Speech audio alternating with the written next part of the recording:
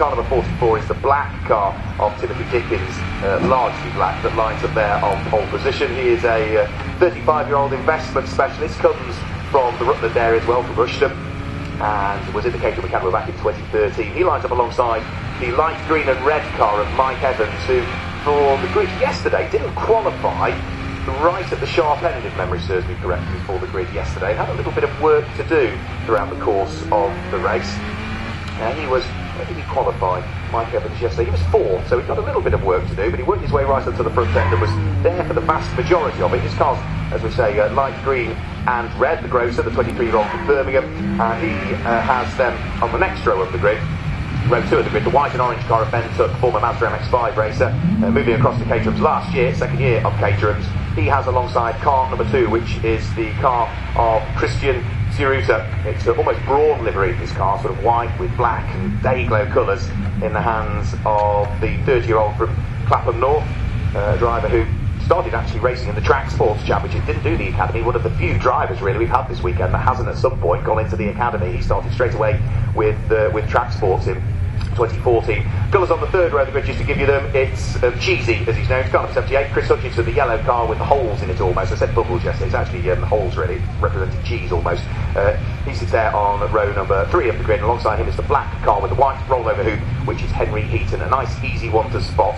Colours on the fourth row of the grid, the black and orange car of Rob Clay, and the light blue and orange car of the now Dutch-based German Jürgen Richtering. That's the colours on the first 4 rows of the grid. 5-second board is already held aloft, and Jürgen's best start position actually was just held hold. Lights go out, great start from pole position, and a fabulous start from further down the grid from Rob Brown. Really got the car off the line well, but everybody's safely off the grid. They are 3 wide, even 4 wide, possibly heading up towards Ritchie's for the first time. And it's Mike Evans from the outside, off the front row of the grid, that has taken up the early lead in this final Caterham race of the weekend, the ICC compliant Caterham Supersport Championship, which again was very close yesterday. It was decided by 27 thousandths of a second on the run to the line.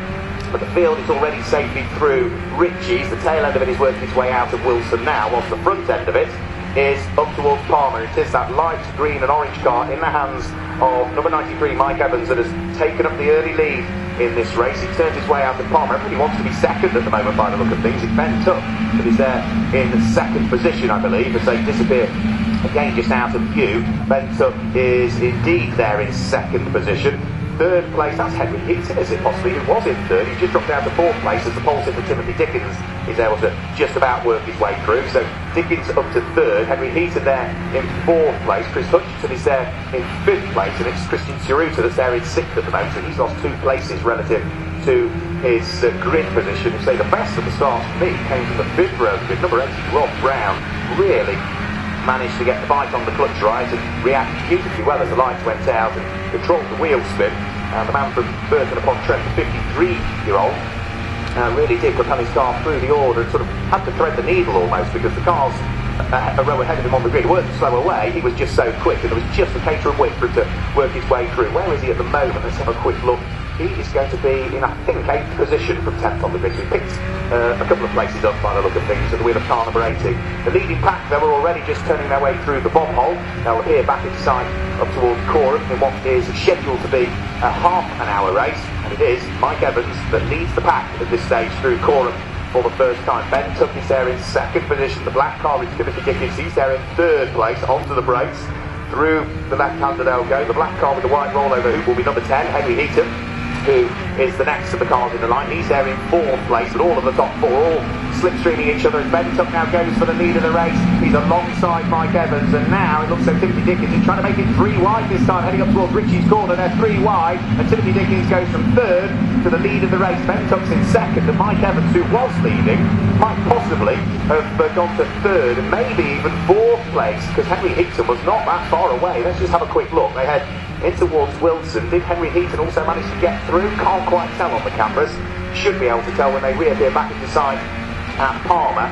And it looks as though, yeah, Henry Heaton did. Yeah, Mike Evans was leading over the start-finish line. He's down into fourth position in the early stages of this one, but it is the pole sitter and yesterday's race winner, Timothy Dickens, that has now gone through into the lead of the race. We're side by side for second and third place as Henry Heaton throws one up the inside of Ben Tuck and manages to gain second place now. So Henry Heaton's up to second, Ben Tuck's down to third, Mike Evans is there in fourth place, Chris Hutchinson's there in fifth position, then it's Christian Cerruta in sixth place, and I think that's Dan Gore, isn't it, the second of the two yellow cars that sits there in seventh position. Dan Gore, who was going well in yesterday's race in the early stages, but just sort of faded away with a few problems later on.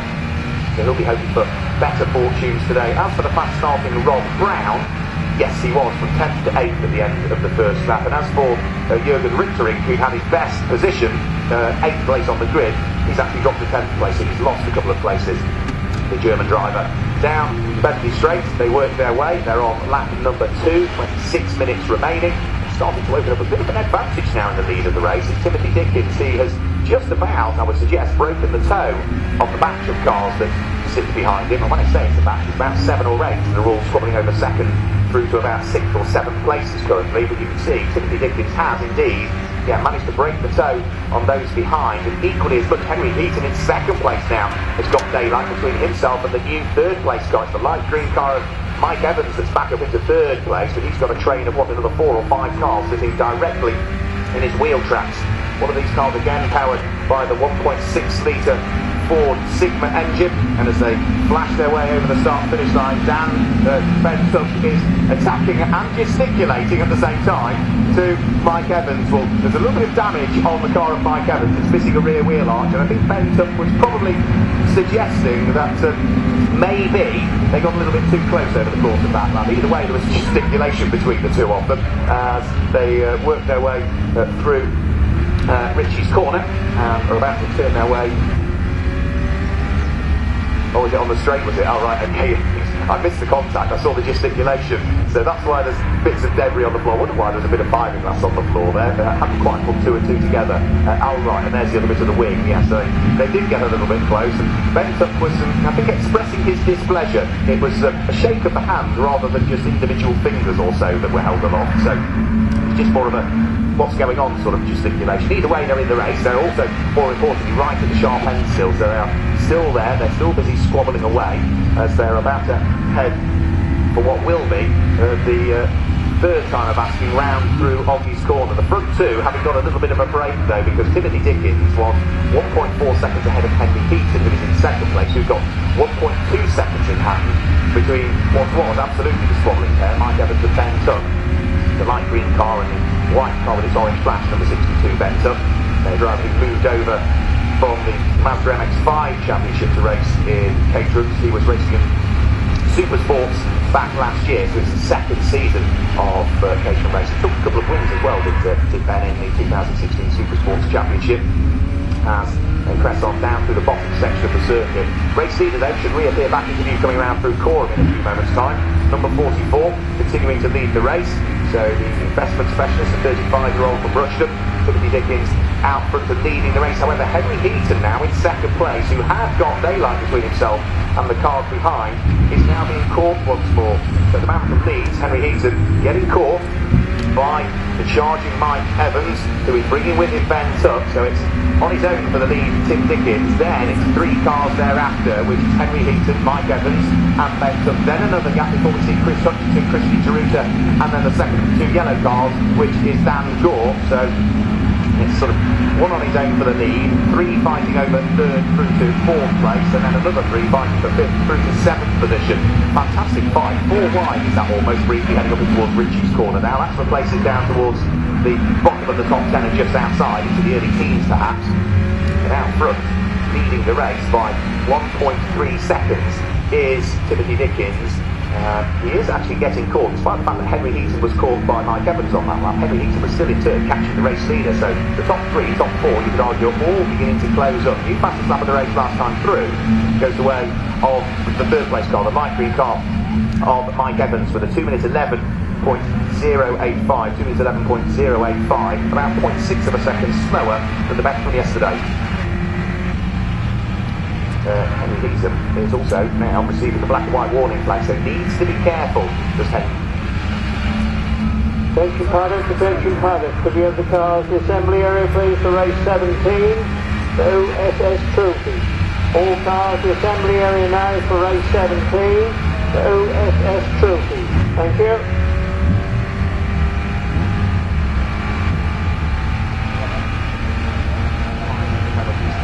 10-second penalties, or I heard over lunch break, and here we get conversation, even 15-second penalties in the case of one driver who was sort of berating himself over the lunch break with what he'd done.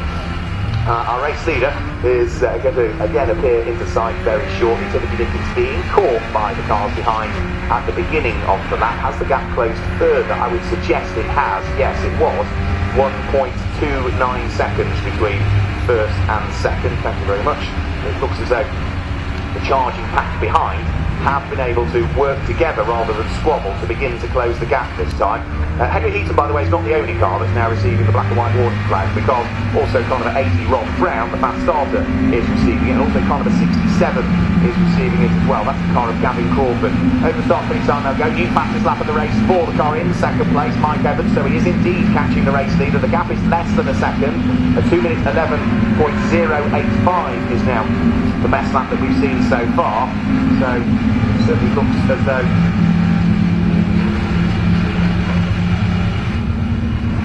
as though the top four are indeed closing up.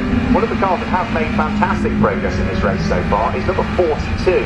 That being the car of Alistair Weaver, who retired 4 laps from the end yesterday. Well, Alistair has now made it to the wheel of that number 42 car, up into 9th position, so it's been a fantastic start to the race for the 39-year-old, who started racing in the Caterham Supersport Championship when we first saw him appear. It was some years ago as well. It's the best part of 18 years he's been racing now, generally, but really has used all of that experience, Alistair Weaver, to actually weave his way up through the order, you could argue.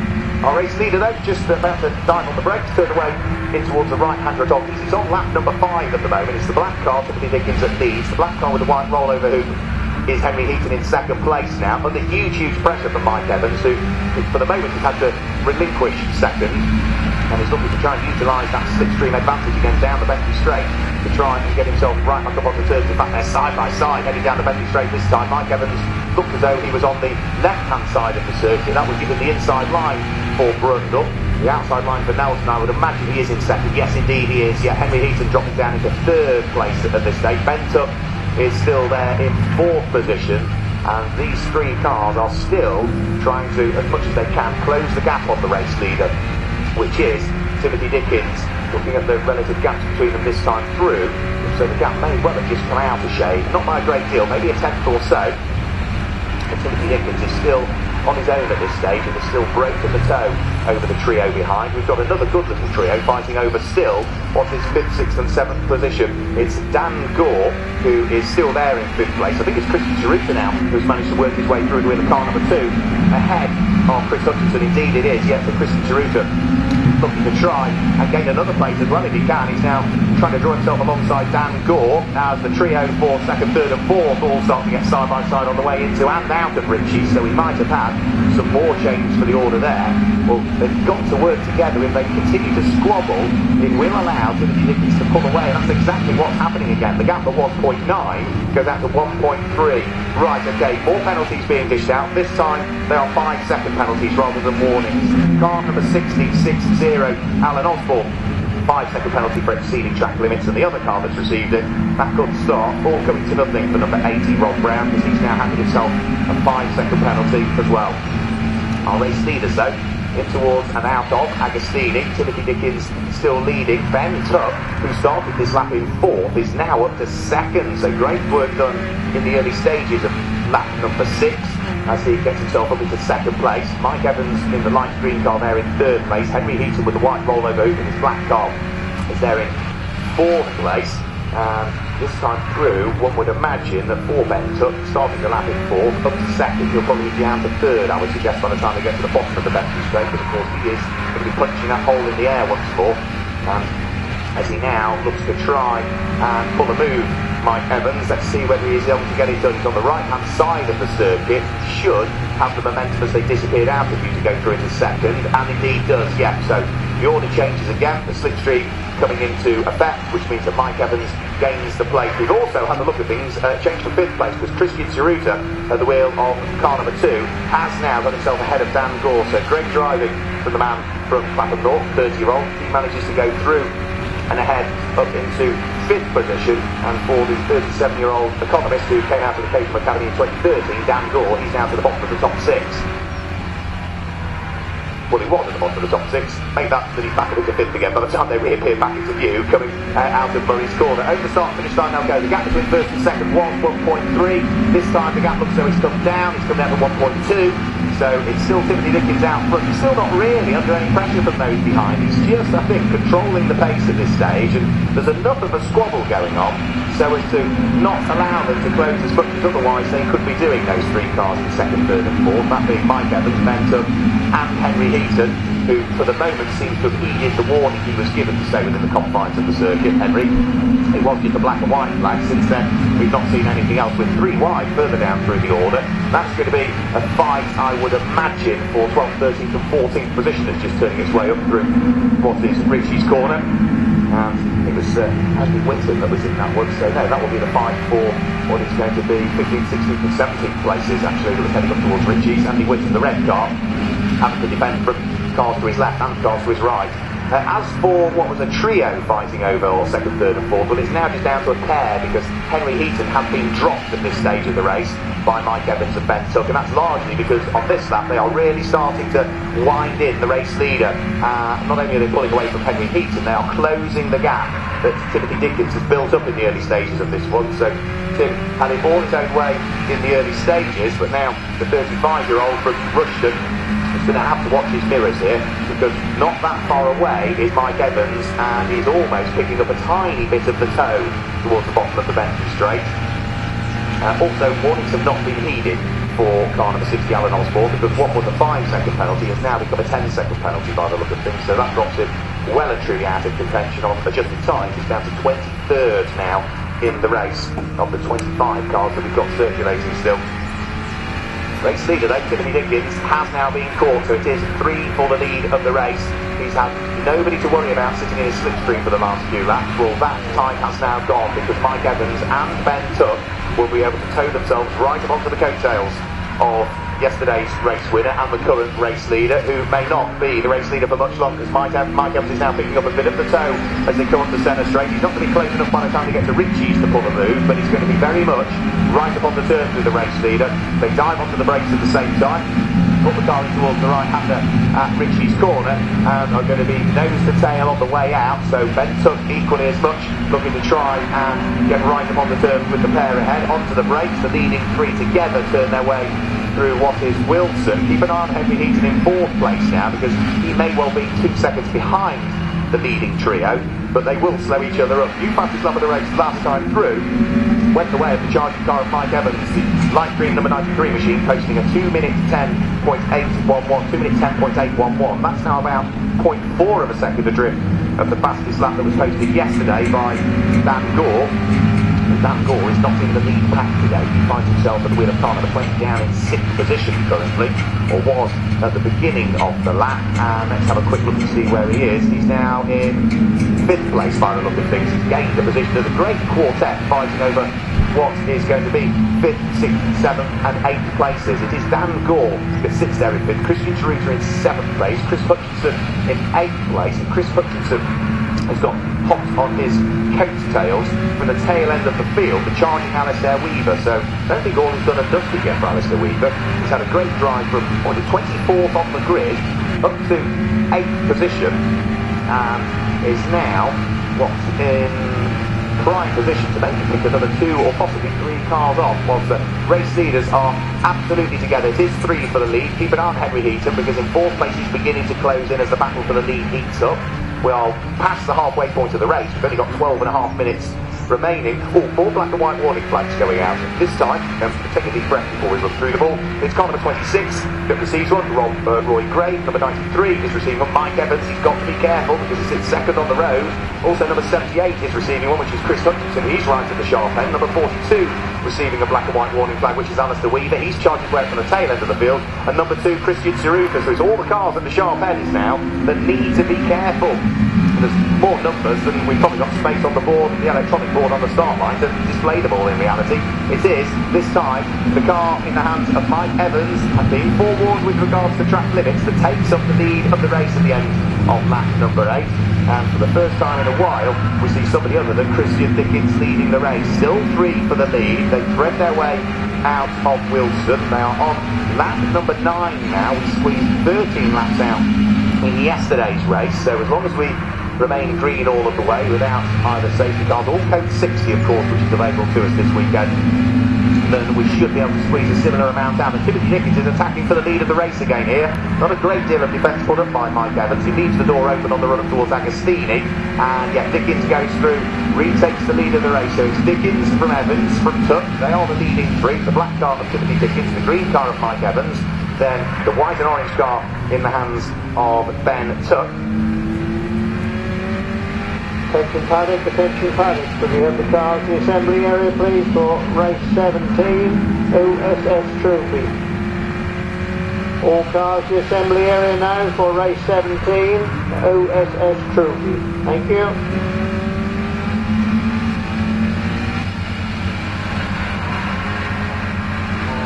Chris Hutchinson, number 78, so that's the black and blue car, number 42 of Alistair Weaver, gaining one further position. There he goes down the Bentley straight now. Chris Hutchinson closing back up again, however, in the slipstream, so having gained the place, he might not remain there by the time we get towards Brundle and Nelson. Let's just have a quick look. Is he ahead? Yes, he is still ahead, Alistair Weaver, so he has managed to hang on to 7th place.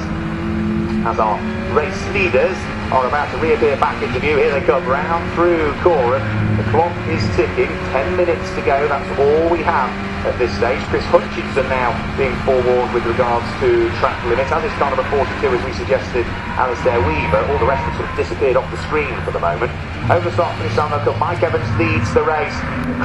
Timothy Dickens under pressure from Ben Tuck, who jinks out from behind and brings the number 62 car alongside Timothy Dickens, but the order doesn't change as they head up towards Ritchie's. It remains as it was. Evans from Dickens from Tuck, Henry Heaton that little bit further back. Elsewhere down through the order, we've got Christian Saruta, who's having to stick his elbows out to try and prevent Alistair Weaver from stealing a place. That's going to be the squabble for the final place inside the top 6. It is still just the number 2 car of Christian Saruta that hangs on to that position, so the man from Clapham North just about managing to hang on to the place despite what has been a sensational drive from the tail end of the field from the 39-year-old Alistair Weaver. All of the time whilst the leading trio are very much out front and on their own. Henry Heaton, I thought, might have caught up by now, but he's still not making any impression at all on the trio ahead. He is lapping, 0.1, 0.2 of a second slower than the trio that lie ahead of him, so 2.8 seconds is the gap between the top 3 and the car that resides there in 4th place. And despite the fact that I'm sure he's pedaling as quickly as he possibly can, certainly for Henry Heaton, the man from Leeds, 26-year-old, is not as yet able to close the deficit. Time is running out as well to bring to the final 9 minutes of this particular race. Elsewhere down to the order, there's a fantastic fight for the final 2 places between the 2 Stephens, who, by the way, are not related, but it is for 24th and 25th position, so we're separated by 62,000 over the start finish line, and it's just Nick Stevens ahead of Tony Stevens, same surname but no relations at all, so keep an eye to that one. Whether you're at the front or at the back, there's usually somebody to battle with in Caterham racing, and in particular the Supersports as well here this weekend, as our race leaders are already, by the look of things, about to reappear back into sight. Here they come, this time through. Timothy Dickens having now taken up the lead of the race from Mike Evans and Ben Tuck. Ben Tuck tries to close up onto the coattails of the light green car ahead of him as they're about to come through and conclude lap number 10, head on to lap number 11. So we've got 13 laps out of the 30 minutes yesterday, and now Ben Tuck is looking to try and attack for 2nd position. A little bit of contact between those two cars earlier on, I'm sure is well and truly forgotten now. They've worked together to close the gap on Timothy Dickens, who had managed to pull away, and now they are just positioning themselves for where they need to be for the latter part of the race. Drive-through penalty for car number 60. Alan Osborne is receiving a drive-through penalty. Well, he'd already been handed penalties in terms of time penalties for infringements, but now it's a drive-through penalty that he will be receiving. He doesn't have to stop, it's not a stop-go. All he needs to do is head all the way down the pit lane at the regulatory 60 kilometres per hour and rejoin at the other end of the pit lane. Last thing he then needs to do is infringe the pit lane speed limit, because that would be very, very annoying and frustrating for him. Leading trio out of Agostini. It's still Dickens, Evans from Ben Tuck. Henry Heaton this time does look a little bit closer. The lap times tell you otherwise. So Henry Heaton, the black car with its white roller, who's in fourth place, still not making an impression. Who is behind Henry Heaton in fourth place? Fifth place is Dan Gore. He's very much on his own now in fifth place. Chris Hutchinson is in sixth position. Up to seventh now again has come Alistair Weaver, which means Christian Tsuruta, car number 2, is down into eighth place. Ninth place is where we see number 66 Rob Clay, and completing the top 10 is Jürgen Richtering. Mark, it was just a car 63 doing drive through as well. Yeah, Pete Masterfield, yeah, I wonder whether he's misread the number possibly. Yeah. Definitely says 6-0 on the board down here, and 6-0 up on the by the entry. So.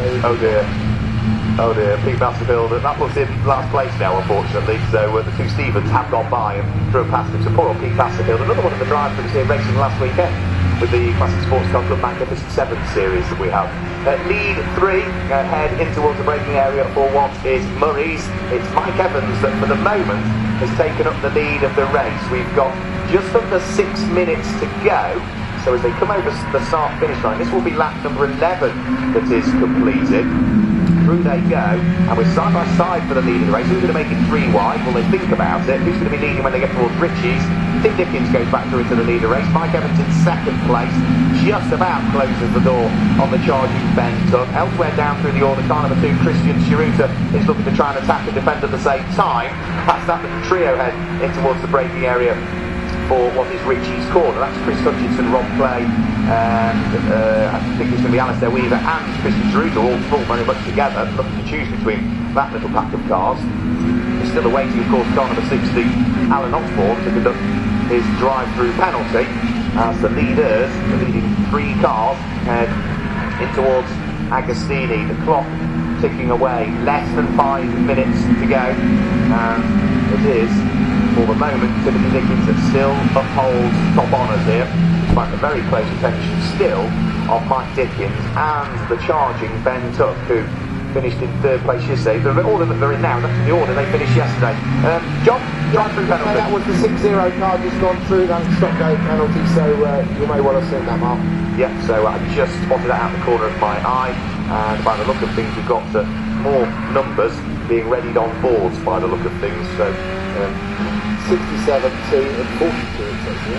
67, 2 and 42, right, okay, so 67 is Gavin Crawford, 2 is Christian Tsuruta, and 42 is Alistair Weaver. Now, I do fear that they all have already been warned, and indeed, they have already been warned, so that warning has not been heeded. They've exceeded track limits again, they're all getting 5-second penalties, so that is going to shuffle the order, and that's really going to undo some of the hard work that Alistair Weaver has done, clawing his way from 24th on the grid up to what was the top 8. So not quite got to plan. It also, of course, means that Christian Tsuruta, who was inside the top 8, is going to drop outside as well by the time you add the 5-second penalties to those. So corrected times again are going to adjust the ultimate results that we will see. Over the start-finish line, onto the penultimate lap of the race, go our leading 3 cars, side by side for the lead once more. Mike Evans on the right-hand side of the circuit, Timothy Dickens on the left-hand side, sweeps round to take the lead of the race back again. And let's have a look now on the lap number 13. So we should get 14 laps out of this one by the look of things. Next little trio heading up towards Ritchie's corner includes some cars that do have penalties. So Chris Hutchinson in the yellow machine need not worry about the two cars that are absolutely in his wheel tracks, because they both have 5-second penalties now. Christian Zeruta number 2 and the black and blue car of Alistair Weaver. But of course that's not going to stop either Zeruta or Weaver from pressing on and pushing and pushing and pushing. So they want to try and make amends for those problems, or possibly harry poor old Christian Hutchinson into a mistake himself. As for the leading 3, well, again, they're just now threading their way out of Agostini. This time Ben took in 3rd place, gets a good run coming out of Agostini. It's not going to count for a great deal, I don't think, however, because he is not going to be able to squeeze his way through before they get to Hamilton. Indeed, that's the case. He's got little choice but to sit there still in 3rd place. We've also now got a 10-second penalty for Gavin Crawford for continually exceeding track limits. He did have a 5-second penalty, well, he can double that now. It's a 10-second penalty, which drops him all the way down to 19th position now. Car number 67. We've seen so many more drivers today have penalties issued to them than we did yesterday, John. Yeah, I just see 67 going on the board as well now, so another penalty being handed out. Let's have a little look. I think that's a 5-second penalty. 67, 2 and 42. Yes, 10-second penalty for car number 67, unfortunately. Yes, flashing up on the screen. And Gavin Crawford, everyone else has got the 5, he's got a 10. Okay. So, yeah, drops into 19th position now. Leading 3 back into sight through Coram. They're about to start their final lap of the race. All 3 cars were covered by 0.3 of a second as they came over the start-finish line. So it's now time to try and work out who is going to finish where on the podium. Bear in mind that Tim Dickens beat Mike Evans and Ben Tuck to the victory yesterday. This is the order that they start the final lap in, the podium order from yesterday. Are we going to see any shuffling of it? Well, for Tim Dickens, he's got a very slight advantage between himself and Ben Tuck, who jinks out from behind Mike Evans. Mike Evans went defensive on the way towards Richie's corner. Those two looking very racy. They've held each other up there without question, and that has probably released Tim Dickens into a slightly increased advantage, which he might be able to build on this, the final lap of the race, because Mike Evans saw Ben Tuck jink to the right-hand side, went across to cover the move, and they subsequently both compromised each other through Richie's corner, not just into the corner, but on the way out, more importantly. They didn't quite have the same momentum as the race leader, Tim Dickens, who now has seen ever more amount of daylight appear between himself and the pair behind. It's still not huge amounts, don't get me wrong, it's about 10, maybe a dozen Caterham lengths, but that might be sufficient so that they don't pick up the toe. Certainly in the top part of the Bentley Straight they won't, and then at the bottom part they might just pick up a small amount of the toe. But looking at where they are heading out of Agostini, I think they're just too far away by the look of things to grab any advantage in the straight line. Through Hamilton they go. They are now on their last lap of the race. There's 20 seconds remaining, which means the checkered flag will be unfurled, ready for them next time they come through. Out of Oggies, through the right-hand kink at Williams, that brings them onto the Bentley Straight for the final time. Timothy Dickens looking to try and walk away from Snetterton with maximum points this weekend in the ITC Compliance Caterham Supersport Championship, and certainly looking at the way he's going, they're not going to catch him down the Bentley Straight. They're going to have to be reliant on a mistake. We've not seen any chinks in the armour from Tim Dickens as yet in this race. Through Brundle, through Nelson he goes. Mike Evans still pushing on as hard as he possibly can. Ben Tuck trying to go with him, but again, they're not quite close enough as they head up towards the bomb hole for the final time. There's half a dozen car lengths between first and second. There's a similar gap back between second and third place. As long as he gets a neat and tidy run through Murray's, it does look as though it is going to be Timothy Dickens from Mike Evans from Ben Tuck again today, the same order as we had yesterday, not quite as close, where all 3 were covered by 0.17 seconds yesterday, and on the charge for the line, nobody's going to be close enough. It is Tim Dickens that makes it a double here in the ITC Compliance Caterham Supersport Championship. One round 1, one round 2. Mike Evans in second place. Third place goes the way of Ben Tuck. Fourth place is where we see Henry Heaton coming through. Fifth place is number 20, which is the car in the hands of Dan Gore from 9th on the grid. Not a bad result. Sixth over the line is going to be the car of Chris Hutchinson, who comes through and finishes in 6th position. 7th place will go the way of Christian Zeruta. 8th place will be number 42 from 24th on the grid, which is Alistair Weaver. 9th place goes the way of Rob Clay. 10th place should be Jürgen Richterich, which it is. Yeah, through goes Jürgen now, finishes in 10th place. 11th place will be the way of car number 880, which is Rob Brown. 12th place is number 57, which is Alan Gower. 13th place, number 59, Adam Croft. 14th place should go the way of car number 19, which is Doug Christie, but it does look as though it is going to be Gavin Crawford that goes over the line in 14th, but he's another car that's got penalties, so I think it will be Christie. Yeah, it's still Christie that finishes in 14th. 15th is going to be the way of car number 12. That is Andy Whitton. It is 16th place for car number 26, which is Rob Gray. 17th in the end by the time he's had his 10-second penalty applied for car number 67, which is the car of Gavin Crawford. 18th place for number 69, and that's Steve Evans. 19th place for number 52, which is Martin Pratt. And 20th place on corrected times will be car number 77, which is Alan Pegram. So another super race put on by the Caterham Motorsports Championship. That was the ITC compliance Caterham Supersport Championship. Don't forget that they will pack things away and will head to Spa-Francorchamps for the next of the round. That will take place on the 13th and 14th of May before they're then down to Brands Hatch in early June, then on to Donington Park in early June, July. The middle of August they're at Alton Park, and from there they go to Rockingham in the middle of September and Silverstone for their final rounds in the middle of October.